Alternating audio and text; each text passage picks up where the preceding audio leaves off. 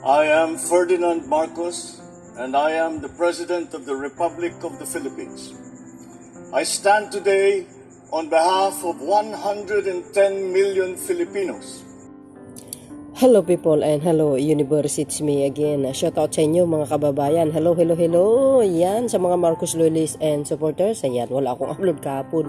Busy si ako. But anyway guys, mayroon tayong upload updates video. Alam nyo po, ang mga interview ng mga sulon, mga ibig sabihin niyan mga congressmen, talaga naman na dinidipinsahan nila ang ating mahal na Pangulong Marcos Jr.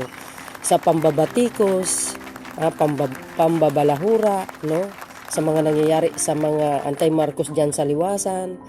Talagang napupuna nila 'yun. Ang isa sa lahat yung foreign trip ni Pangulong Marcos Jr.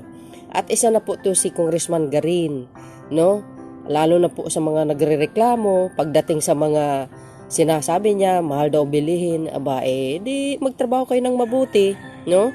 At magsipag para hindi kayo magugutuman. Maraming kaparaanan po 'yan. Sabi nga ng karamihan sa nakakaintindi, lalo na po sa mga profesional, no? Katulad ni Congressman Garin ng Iloilo, ay po nasa global crisis po tayo. And tungkol naman sa biyahe ni Pangulong Marcos Jr.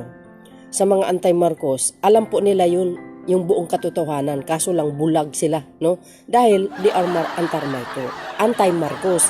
Gusto lang nilang manira talaga, no? Para lang ipagmumuka sa mamayang Pilipino, si Pangulong Marcos Jr. walang ginawa kundi trouble. Pero sa kabila ng lahat, hindi po nila alam yun. Although alam po nila, pero mga bulag talaga sila. Ganun talaga, no? Wala ka pong maasahan sa mga anti-Marcos talaga. Puro paninira, masasakit na salita, ganun po sila, no? So, alam nyo, ang biyahe ng isang Pangulo ay talaga napakahalaga po yan. Kung mapakinggan nyo guys, itong sinabi ni Congressman Garin, siguro, malinawan po ang kaisipan ng mga anti-Marcos. Pero ganun pa man, hindi sila maniniwala, hindi nila kinoconsider yun kung gaano kahalaga ang foreign trip ng isang pangulo, no? Sa maraming pangulo sa buong mundo, ganun talaga. Ganun ang ginagawa nila. Kailangan makipag-ugnayan sa bawat bansa. Kasi mayroong talagang kadahilanan po yan. Isa na rito po yun pagdating ng mga sakuna, no? Lalo na pag mahina ang manpower ng isang bansa, hindi kaya. So kailangan nila po ang tulong ng mga iba't ibang bansa. Ganun lang po kasimple po yan at marami pang iba. Ganun pa man guys, panoorin nyo po yung sinabi ni Congressman Garin. Dinipinsahan niya dito si Pangulong Marcos Jr. sa mga nagrereklamo. See you again on my next upload video. Bye and babush. God bless Philippines. Eto na. Globalization ngayon is not a desire. It's already a need.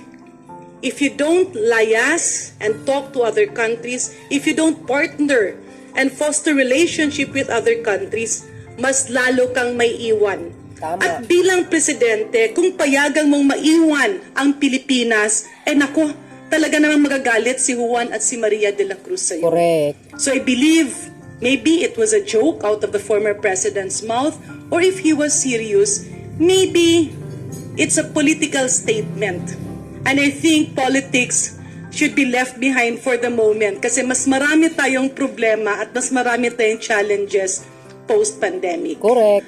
Alam nyo, madali kasing magbintang at mahirap na palaging sumasagot yung nakasabak sa trabaho. Tama.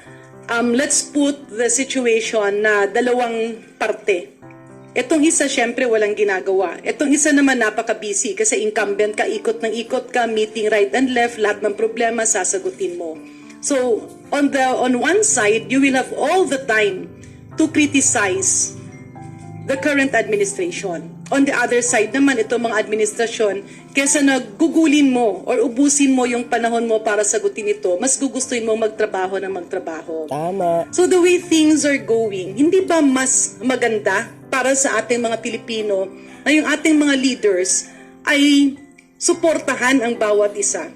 Sana. Because when we hit government, when we keep on criticizing government without putting forward the proper solutions, ang babagsak niyan hindi yung presidente, kundi ang taong bayan. You know,